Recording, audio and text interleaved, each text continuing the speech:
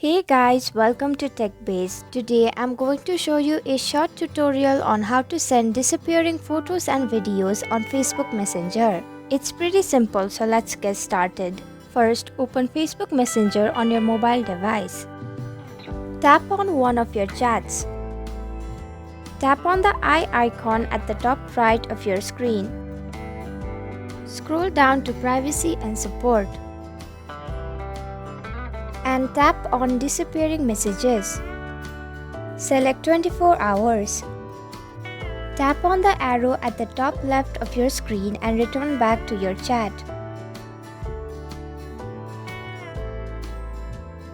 Once you have turned on Disappearing Messages, any videos or photos that you will send will disappear after 24 hours. And that's it. This is how you send disappearing photos and videos on Facebook Messenger. Thank you for watching TechBase. I hope you found this video helpful. If you did, then please hit the like button and comment down if you have any questions or feedback. And if you're new to our channel, subscribe and hit the bell icon so you don't miss our upcoming videos.